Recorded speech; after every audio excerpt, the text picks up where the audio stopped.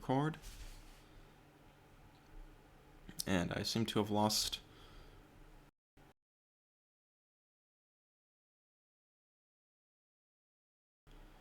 Disastrous.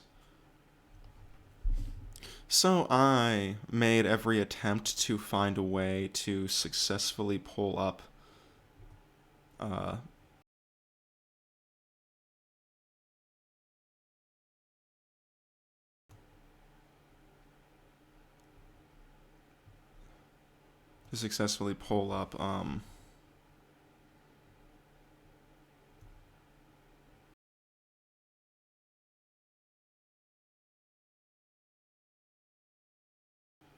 and make the PDF visible in chat, but I could not make that work, and I'm not sure why.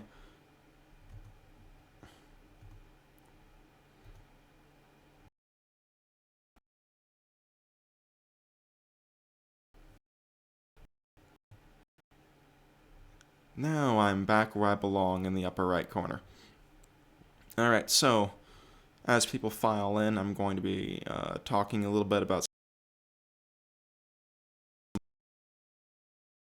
Went door to door today for the first time handing out campaign political literature for anything since I was a child, handing out Ron Paul yard signs at gun shows.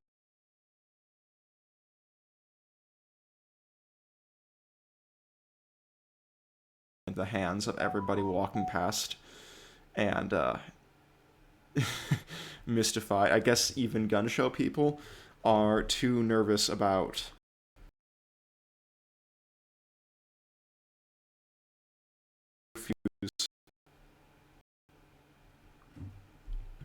yard sign handed to them by an adorable little boy who spoke with very big words.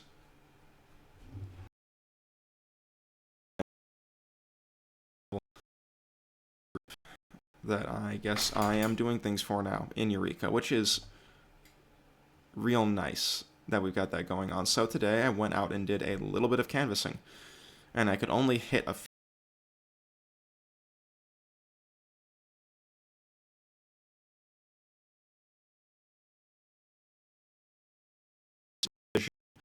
of one of the campaign staff, but I did do a thing, and now I have a list.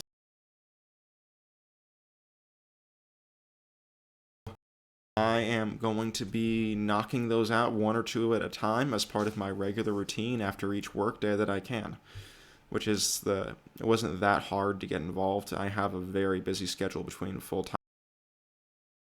and have going on, so anybody can. And I had some pretty decent experiences, and mostly figured out that people moved where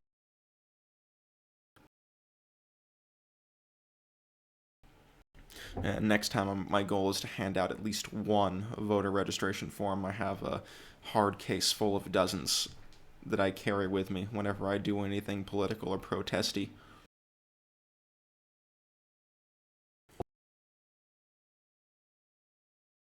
I should say a little bit there's a dog looking at me.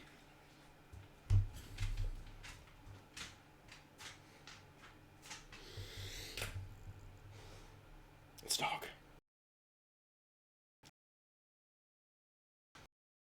The campaign I was volunteering for in this particular case was Monica Tranel for Congress. We have a new congressional district in Montana, and her opponent for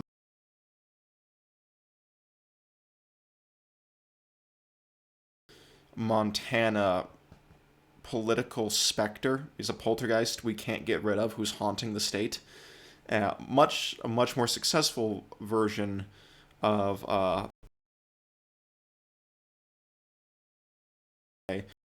we're going to be taking a look at in a minute, Roger Roots. Yes, it's dog. It's dog, yes. And if you're deeply corrupt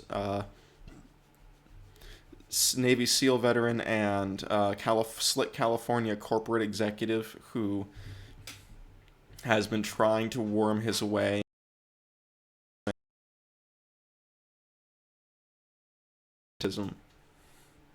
for a good long while, and was for a little bit Trump's Secretary of the Interior, during which time he was terrible at his job, endlessly corrupt.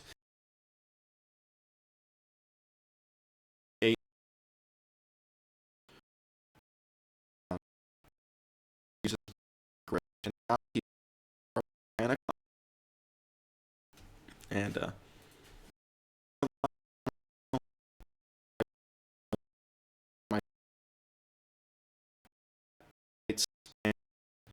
her platform, and I think I voted for her in the primary. I just kind of made a snap judgment decision when I voted in the primary because I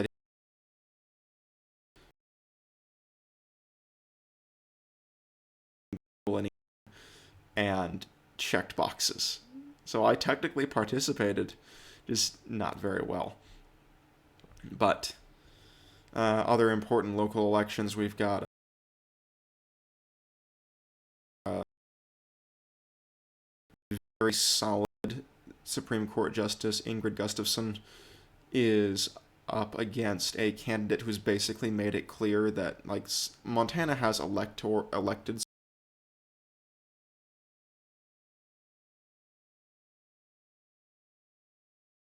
her made it clear that he is a Christo-fascist GOP candidate for the state Supreme Court, and his platform is basically a dark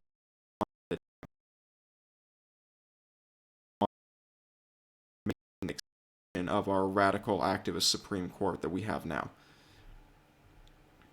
And then we have some local assholes attempting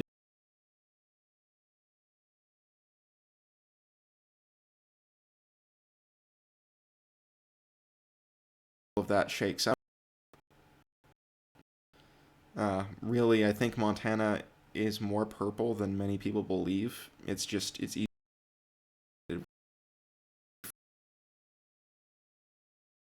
Deep fried MAGA Republicans. And moving down from that, we are going to click over to the recent attempt by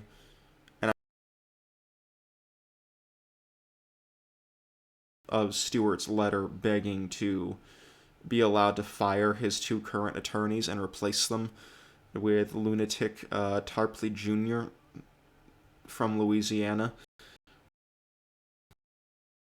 It is that he throws his two current attorneys under the bus and essentially accuses them of negligence to the point of sabotage, to such an extent that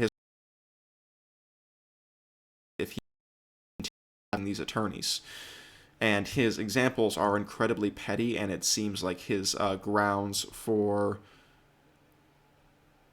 asking for this are incredibly shaky. Large part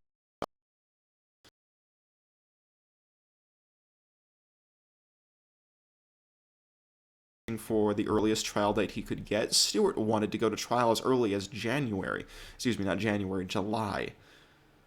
And the September date was agreed upon as make sure that you don't extend if we go to this September date. And then he starts asking for extensions and then attempts to fire his attorneys in a desperate effort to play for time. And also because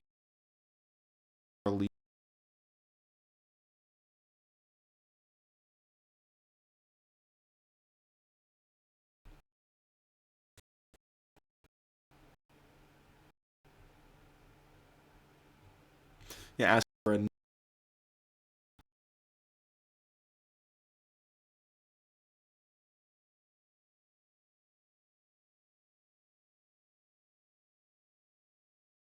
this himself. I'm going to be reading some of Stewart's initial motion that led to TARP.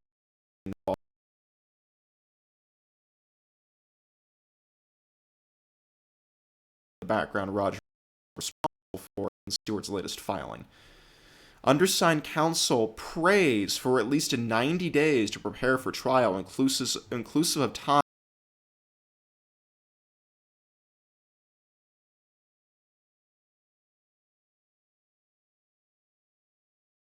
Don't standard verbiage to say that you pray for the judge is not.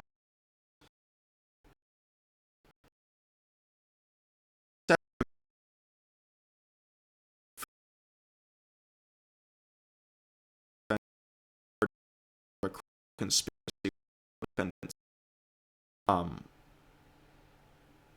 might not work.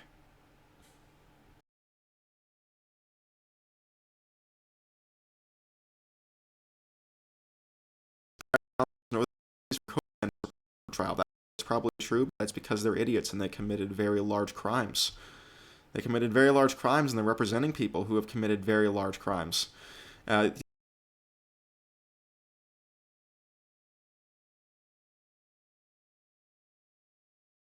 No reasonable number of lawyers could sort through it all. Rhodes whining that he was arrested too late compared to other defendants.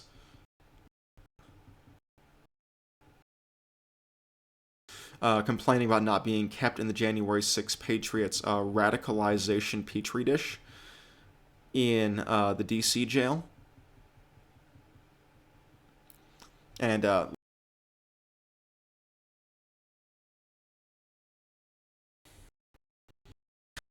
grinding to a halt first attempt at this particular stream.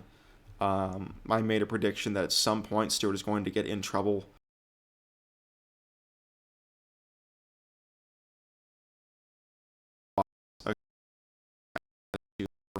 discovery documents. He's going to be like, no. While Rhodes' co-defendants in D.C. jail of near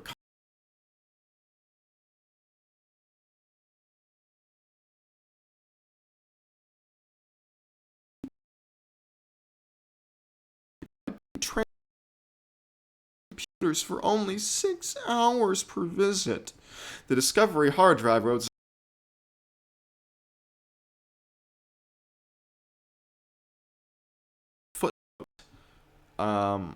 there's a shitload of footnotes in this document. I don't see a footnote linking that to any proof whatsoever. The dramatic underlining is one of the things.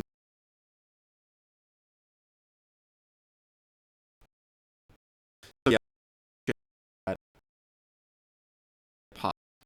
or trying to access porn on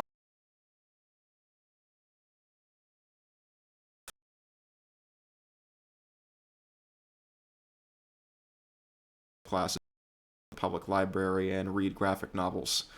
And one day, sitting in my beanbag chair, I look over and there's this older, bald, middle-aged, kind of dumb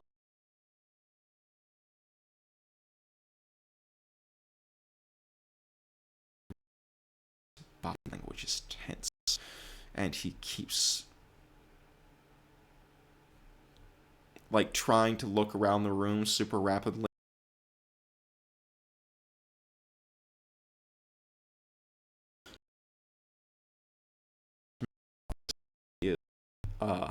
Rapidly looking around the room, and I'm staring at him. And he is so stressed, and I'm thinking, is he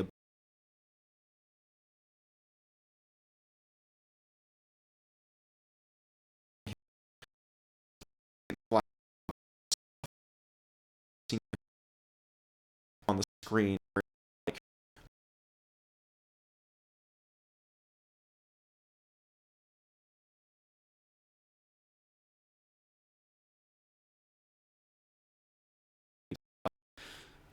Underwear catalog picture, and that flashed on the screen for a fraction of a second and it was gone, but it was committed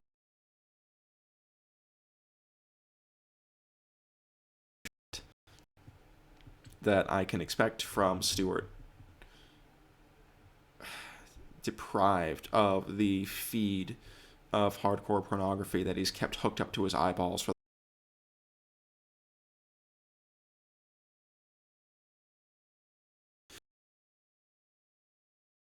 by importance in the case.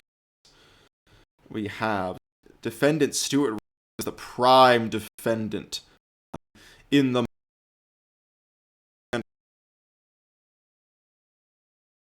political case.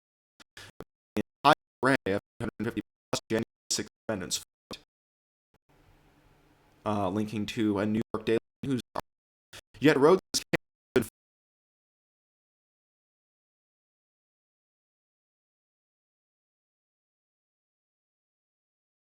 of all January 6 cases, in which prosecutors have openly said they seek life imprisonment for Rhodes, even the misdemeanor.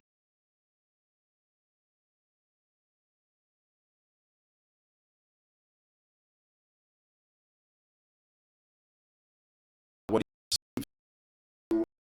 unfair treatment? Yes, dog. Yes, dog.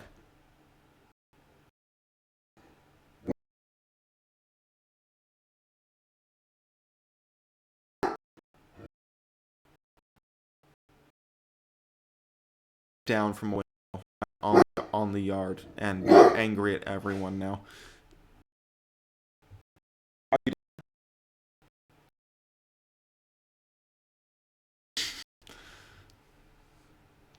She can look down from her window from the bed and be mad at anybody she sees in the street.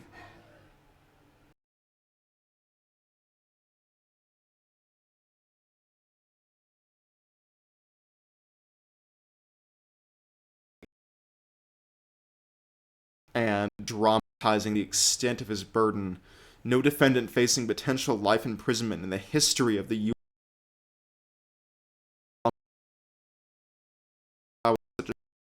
with such a lack of preparation, discovery, and communication with his counsel. Rhodes is being utterly deprived of a fair trial, and from somebody who's kept up on all of the publicly accessible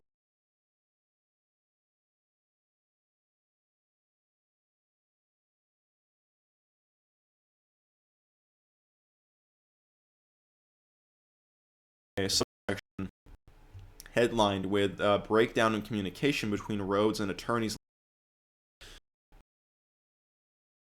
and alleging that his attorneys have repeats himself a lot, lots of sentence fragments. Again, repeats himself specifically in a way that I see from a lot of Stewart's.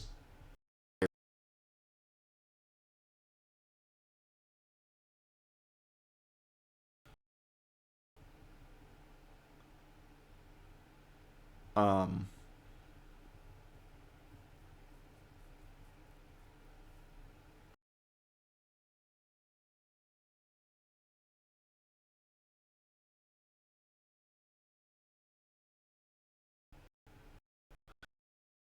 by deadline for appeals.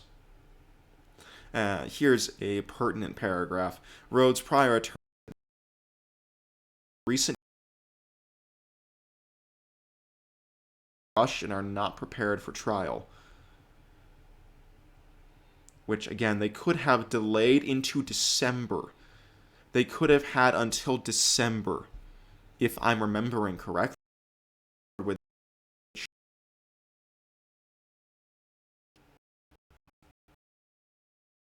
terrible. Bright and Linder have other major time-consuming trials and hearings in other cases which will take up their time, focus, and energy. And Stewart does that a lot, and both are taking or planning to take vacations prior to the scheduled September 26th trial. Stewart is incredibly mad that both of them took long weekend trips.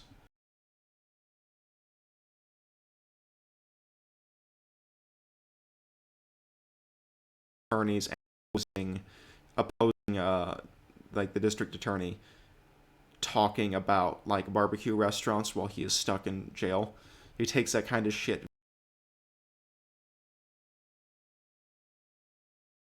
for a long time. The more he's going to lash out at perceived slights like his attorneys taking a weekend off or simply not make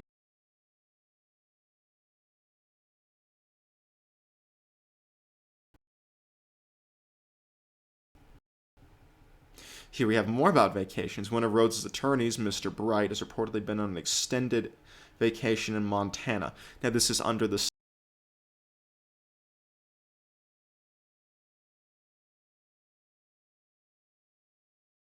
taker from a vacation out of country.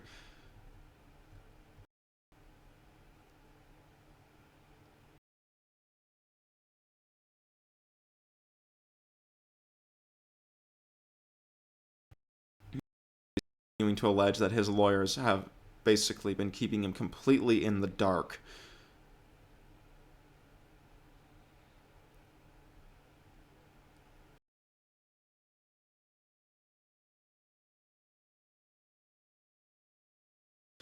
Colonel John Simons, who is in nurse's care after debilitating strokes and heart attacks. Stewart takes an entire paragraph to brag about his legal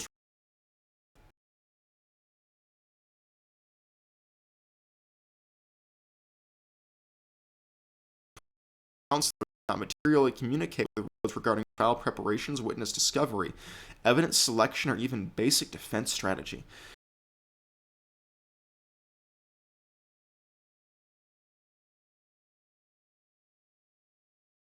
To prepare for trial, Rhodes' fundamental Fifth and Sixth Amendment rights will be violated. And here he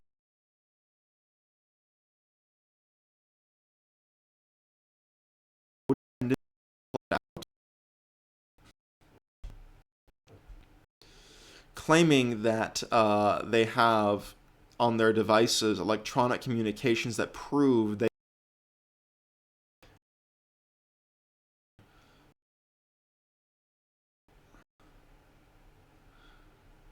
cites prior case law on maximum opportunity to impeach the credibility of key witnesses.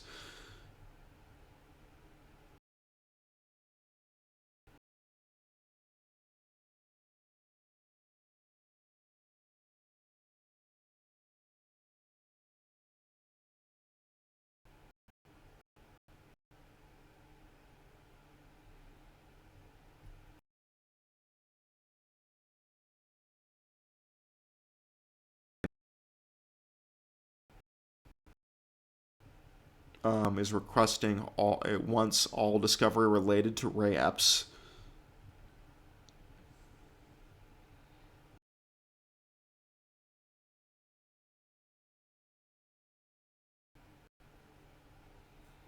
Claiming that his presence as such a big fish is unfair to his co-defendants in the conspiracy case. Once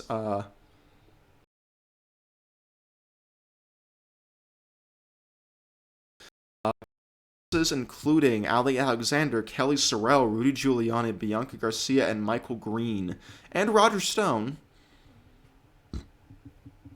along with Oath Keepers.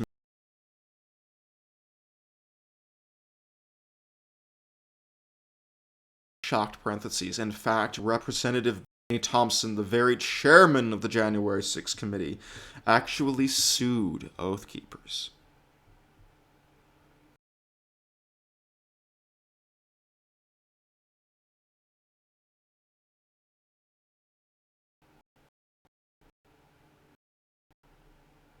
Motion to suppress super fucking damning evidence. Motion to suppress the November 9th 20 go-to-meeting conference indicates that the prosecution relies on a November 9th 2020 go-to-meeting conference call that was partially secret and probably illegally recorded by some unknown person.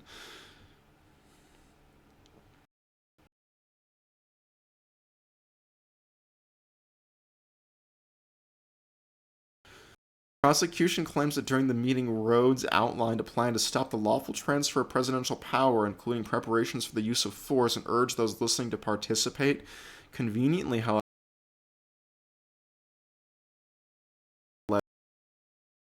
allegedly containing such remarks by Rhodes is missing.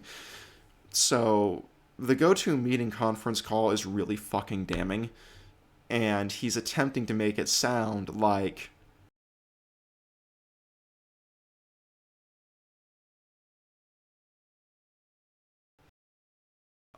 lessons learned from overturning a contested election through the medium of riots and street fighting and storming Parliament.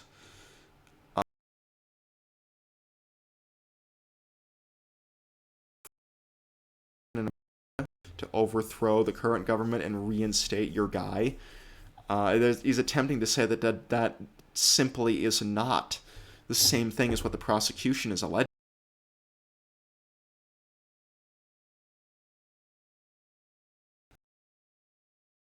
The government of the November 9th phone call, but in any case, Rhodes' attorneys, Linder and Bright and Linder, see, Linder and Bright and Linder, like the order is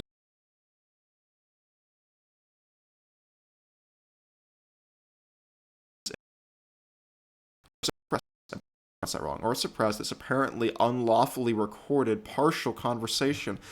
I don't know if that was unlawfully recorded. So,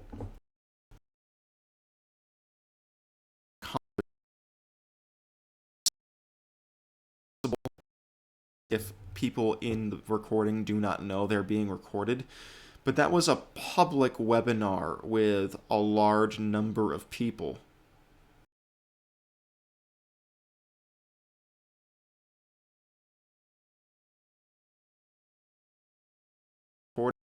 Had any knowledge that it was being recorded. And I don't even know if everybody would have to be in a two-party state, because this is a federal-ass crime.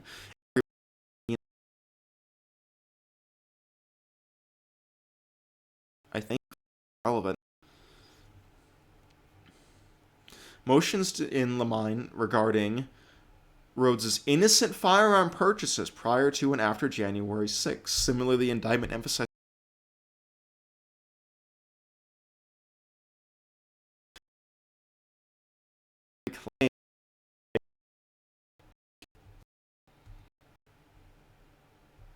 if there is any doubt that Stewart wrote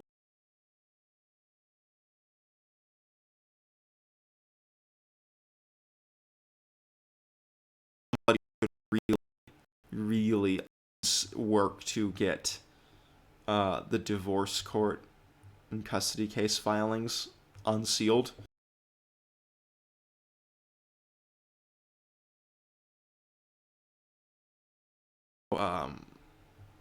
I'm seeing this places in this document that where the ends of sentences are accidentally double spaced. Avid shit. I would be a crack shot. Stewart shot maybe a few times a year. He spends many hours and many dollars annually in shooting sports and at family target shooting.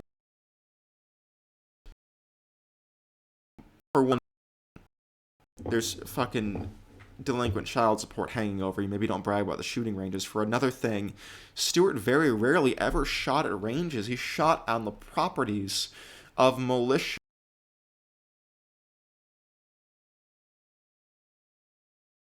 A national forest and at gravel pits.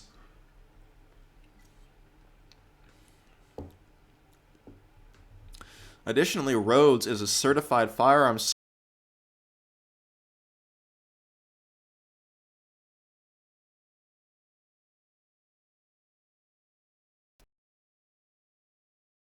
safety instructor. That shit was from a long time ago. Probably that certificate predates me existing. His bully boys and trying to schmooze with bigwigs while he has his goon squad providing perimeter security. Stewart's alleged gun and ammo purchases are entirely lawful, innocent, and technically innocent and irrelevant. Your guys broke into a building and tried to abduct the Speaker of the House. They tried to overthrow an election.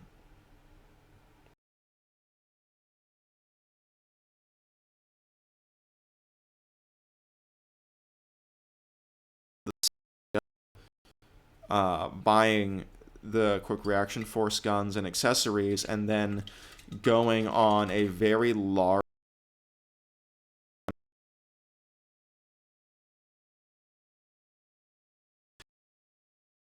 about digging Viet Cong style tunnels on a ranch property where there is extensive tree cover.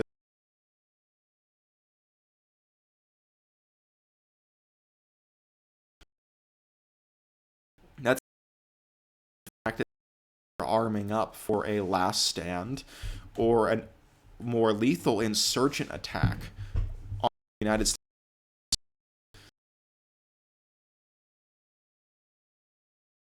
Table leg.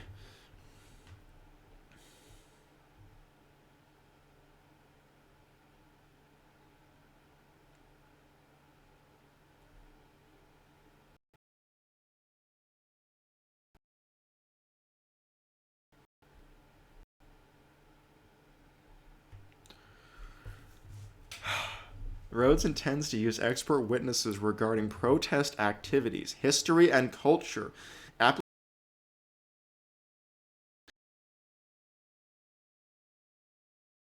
Under defense and properly assess Rhodes' innocence. So this defense tack, somewhere else in this filing,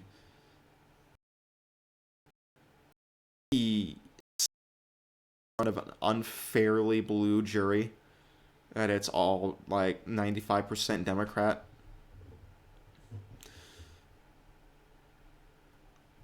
Complains about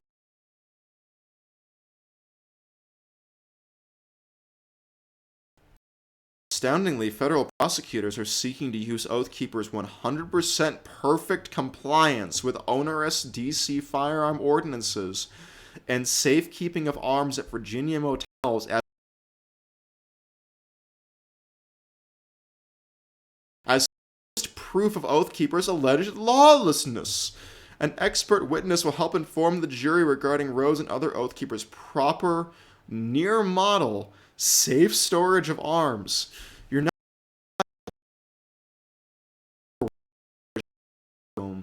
You're on trial because you tried to overthrow the government, and the fact that you had a bunch of guns stashed across the river to be brought to your tactical teams if they got into a shootout.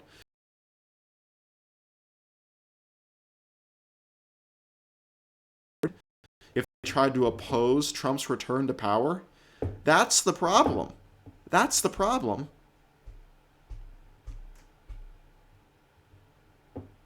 Without expert witnesses, crimes they did not commit. Perhaps there is some specific legal reason for the sentence to be that way.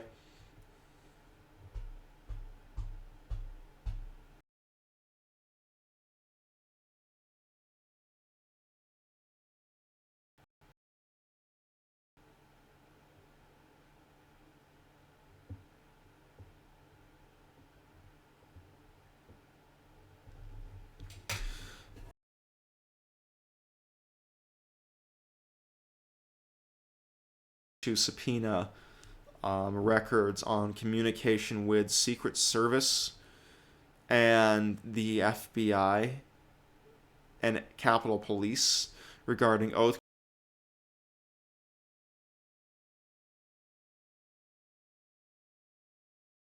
14th, 2020, December 12th, 2020, and January 5th and 6th, 2021.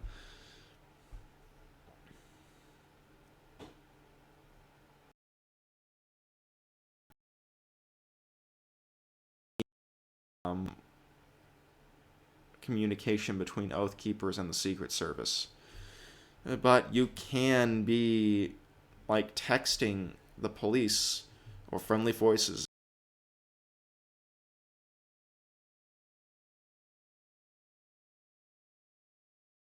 Probably didn't do anything illegal, even if they were associated with this fucking mess. But that doesn't mean that you specifically, because you've talked to cops before, doesn't mean you can't commit a crime.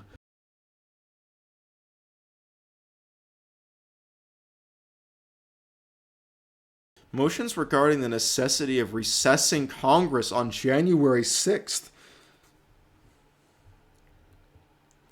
The alleged actions of Rhodes and co-defendants did not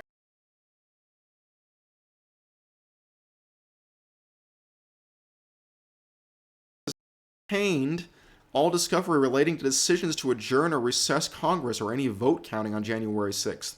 The lack of discovery is extremely prejudicial and could lead to wrongful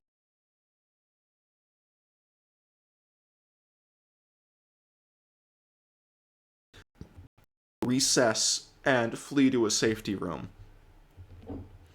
when we have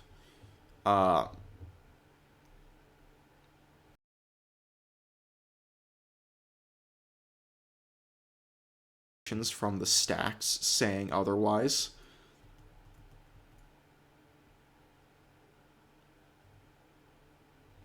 Filing motions to obtain information about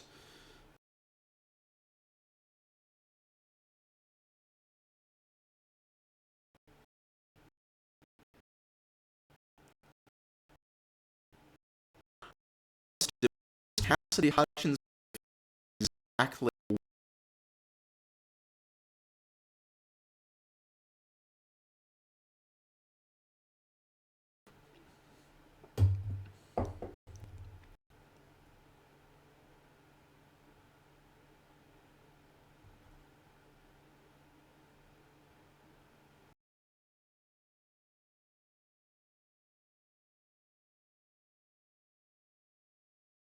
in the grand jury.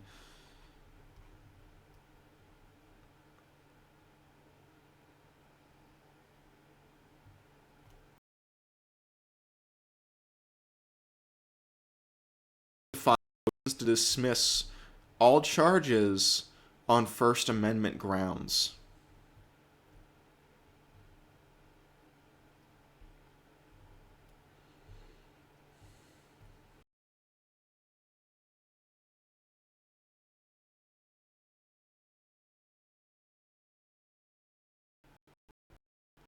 And wants all discovery regarding undercover informants inside Oath Keepers.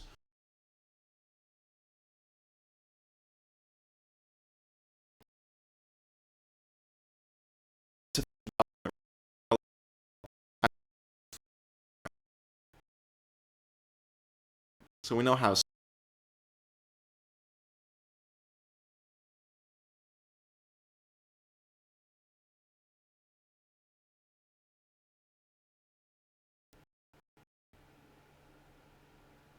And so basically what he's alleging here is that because of their arrests,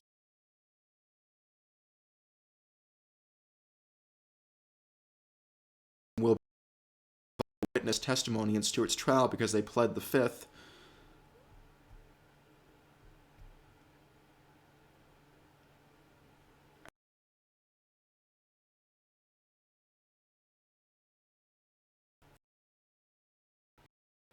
Prior to January 6th.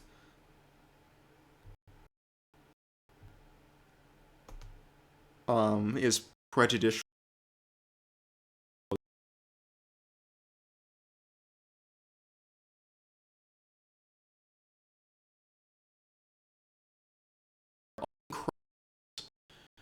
Is impinging on his right to a fair trial.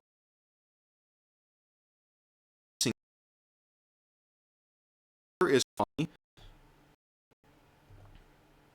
that maybe having all of your witnesses involved in criminal activity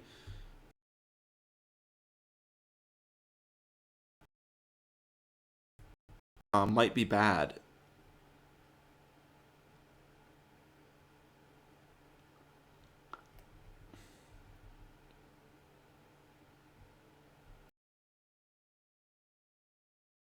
And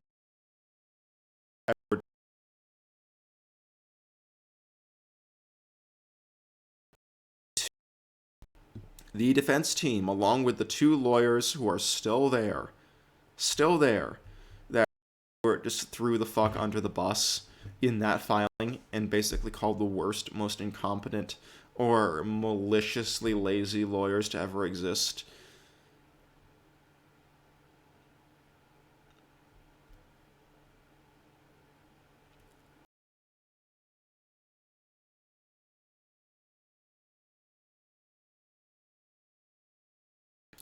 legal research help and a paralegal assistance from Roger Roots,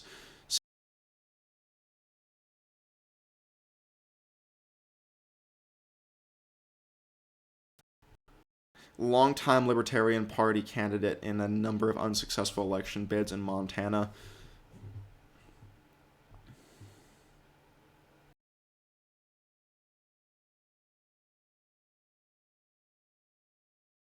And extensive a history of extremely inflammatory white supremacist publications.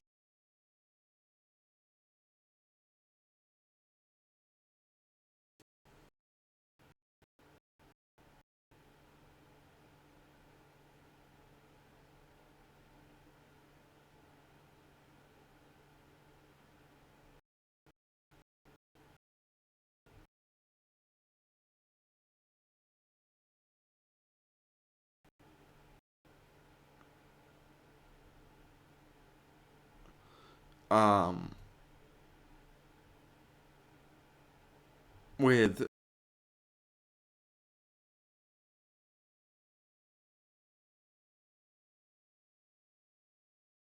against cited against the IRS with notable anti-Semites.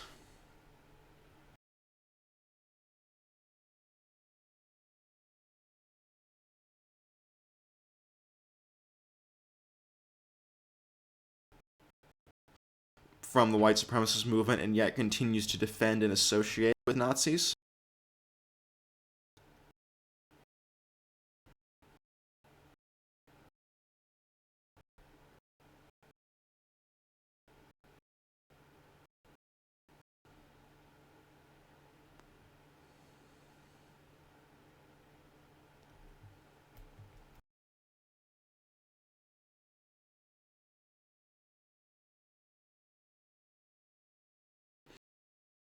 Wage and Social Security are evil.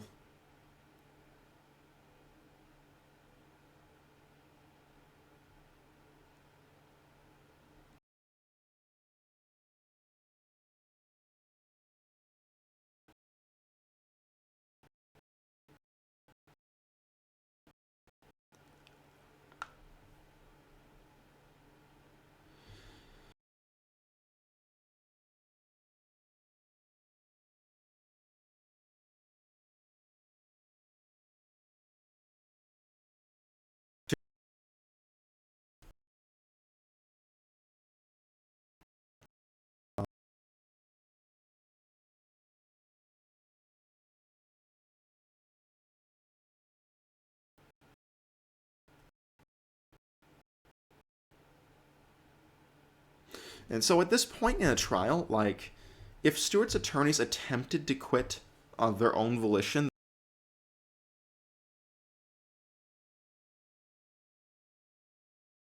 trial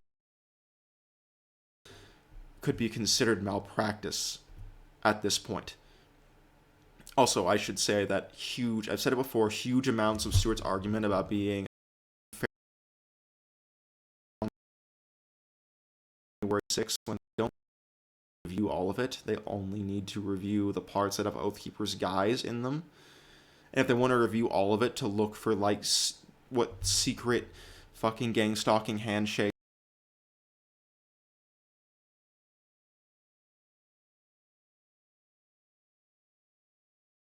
so they could get a whole bunch of supporters to volunteer to sit through that shit. And I know that Stewart would think to do that because as a kid, camera footage for 2 hours to try to identify a guy who in a particular hat who committed a robbery. And let me tell you, Trader Joe's does,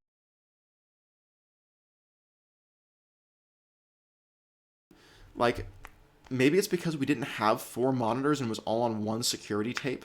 Like, maybe there was a way to split the feed again.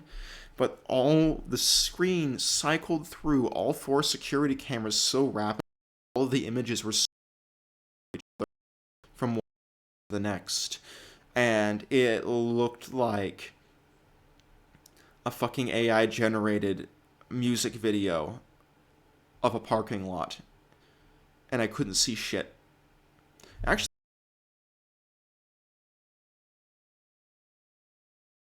I can't remember, to try to identify this defendant that Stewart was working with, who was being accused of robbing two stores and then stealing a bicycle in a particular white baseball cap. So as a kid,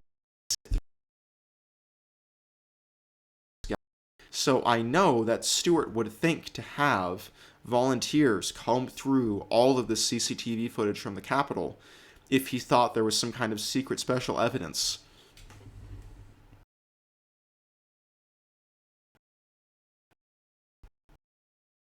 And so Roger Roots was a contributor in that bullshit that we just read, which I maintain was mostly Stewart writing and all the I came up with better citations for last minute papers in my community college classes. He's somebody who's helped with research and that sort of thing. Active.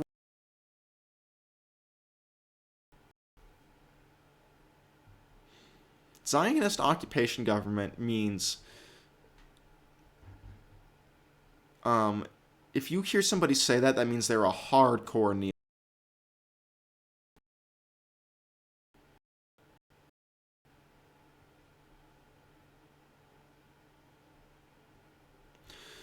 And now we are leading up to this latest filing, which I think is all Edward Tarpley and Roger Roots, because I don't think Stewart would think to file requesting a basically just because Trump did it, and it'll get headlines.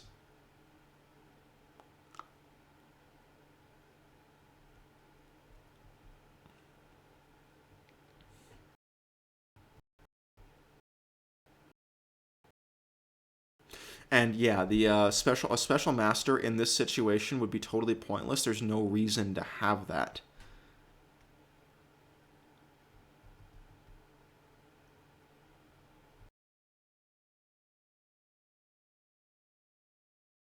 Back in May, they had the option to delay this trial by months. He could have been going to trial in October, as late as December, and he was pushing for Stewart was pushing for July.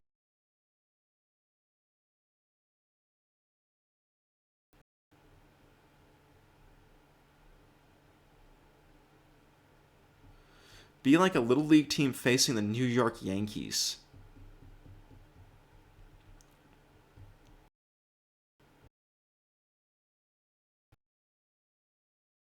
Questioning the good faith of the motion, Maida said the special master request filed for no apparent purpose, for no apparent reason, a week before trial is mystifying. The judge also said that he didn't know what was meant by the request for the special master.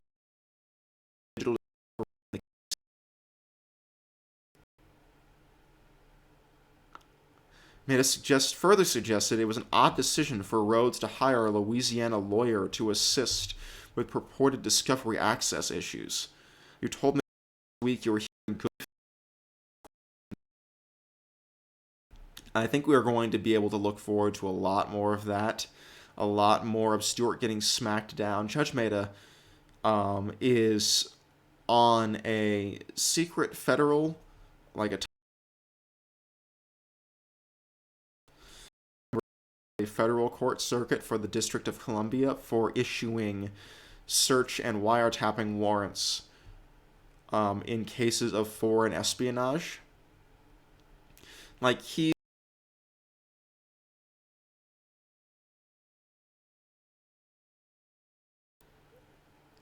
and is also on the criminal circuit court. And so he has no time. He is very serious and has courtroom, and with the addition of Tarpley and the ghostly background specter of Roger Roots lurking like the dead people hidden in scenes in Haunting of Hill House, of Judge Maida his inner Judge Judy when the nonsense begins. And the time that we've got left, I was going to go over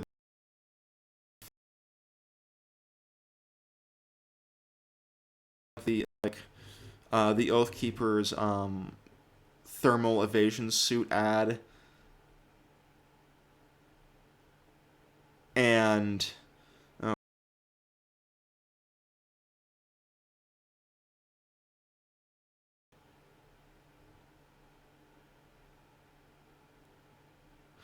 good God, I forgot that was my personal channel. But I did find this.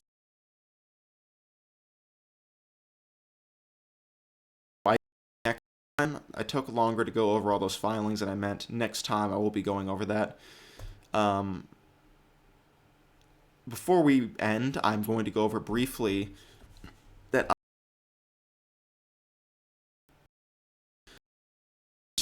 history of the case that launched the Malheur Wildlife Refuge. I went over and looked that up because Roger Roots is associated with Ammon Bundy.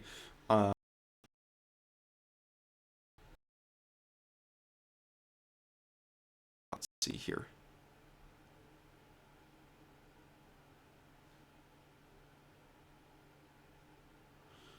Referred to the Hammond family. The court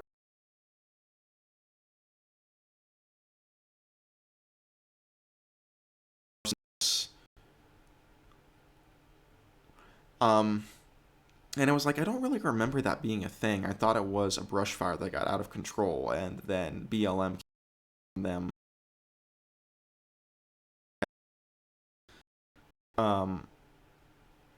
And then I realized that I hadn't really looked up this case since hearing about it from militia people. And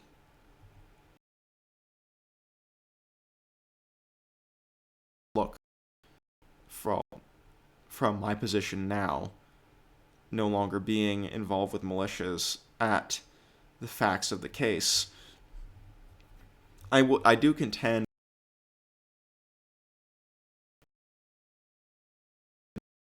for Ammon Bundy to the armed occupation of the Malheur Wildlife Refuge.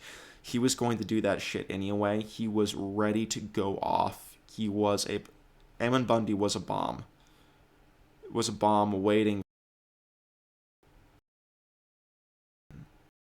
any kind of ignition.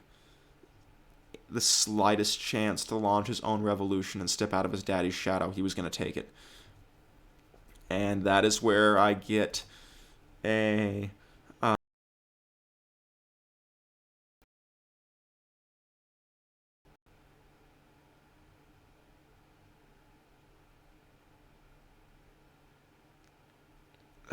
and again, a situation very much like the Bundy Ranch case where Dave had all officials.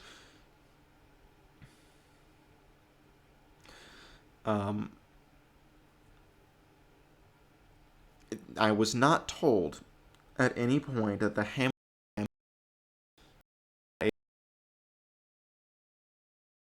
violence against Bureau of Land Management and park officials dating back to 1986 and basically 90s doxed these people by hand.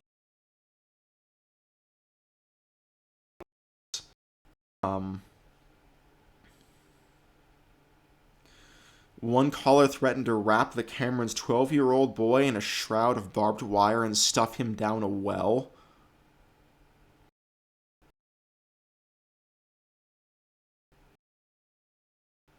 Um,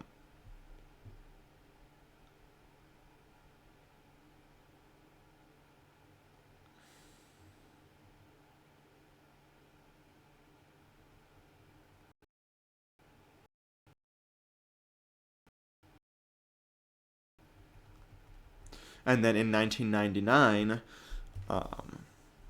attempted to burn off juniper and sagebrush, but the fire got loose and escaped onto BLM.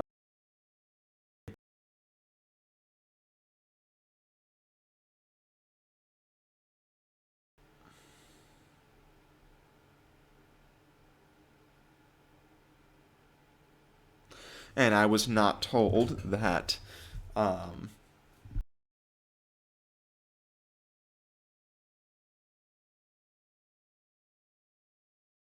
likely conceal evidence of their poaching because they knew they'd been caught.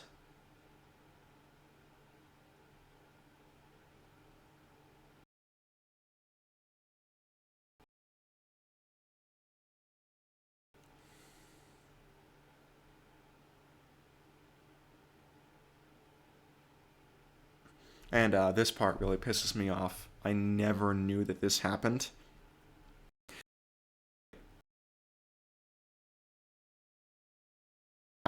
Around their winter feed stores and lit fires below encampments of wildland firefighters, a move that threatened to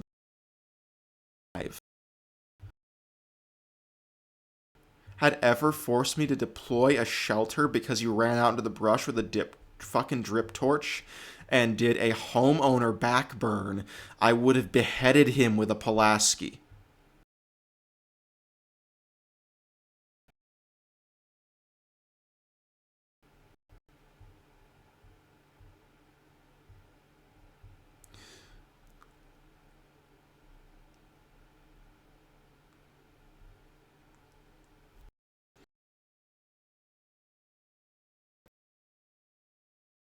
Dead right now. Like, these people are working 14-day shifts in the backcountry.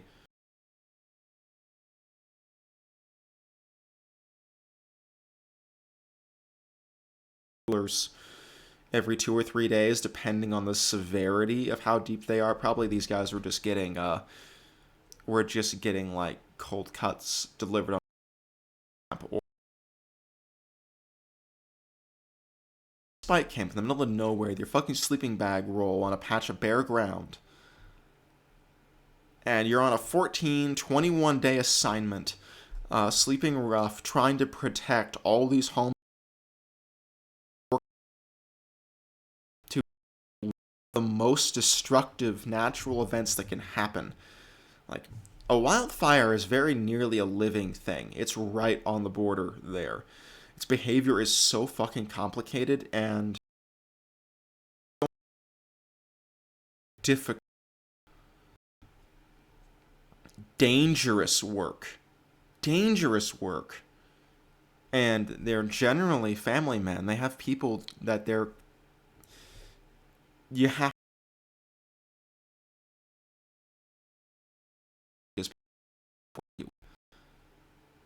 Like, I had a lot on my shoulders when I was working wildfire. And I knew I was in a risky business, but I needed to earn money.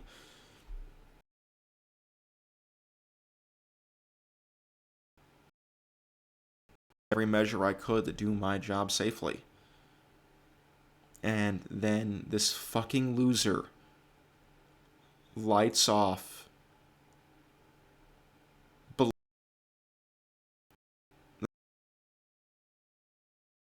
fire fucking encampment in the middle of the night. I would have beaten his ass right then. Like, this fucking.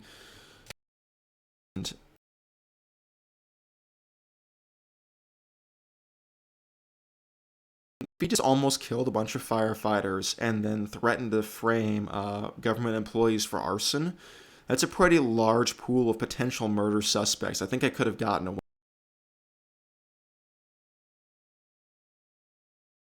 a little bit because it would have been like Murder on the Orient Express. There would have been too many people with a potential motive because this guy sounds like a grade A asshole.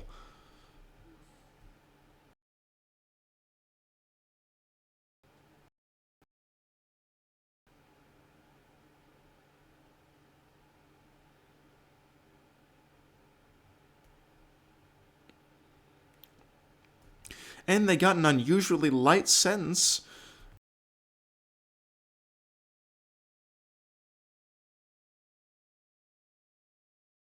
for law.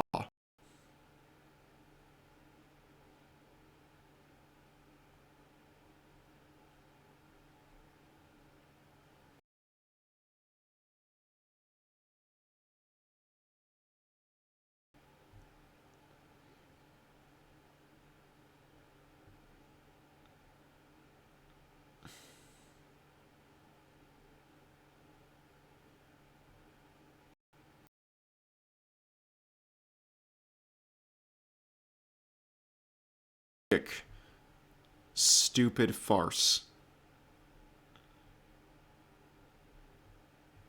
of the Bundy Ranch standoff begins.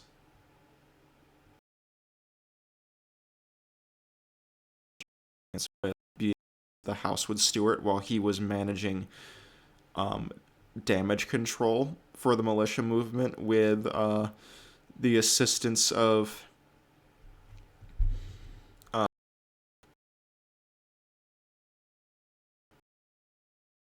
Vanderbilt.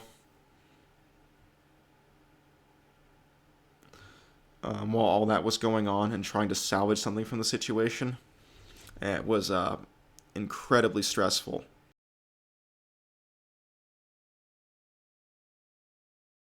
It's going to spark serious civil unrest in the country. But we'll go ahead and end it here. It's only my fault that we didn't have a very lively chat tonight because I did a episode on very short notice. So that's all my fault. I will talk to people again very soon. And all of you have a wonderful... Go knock.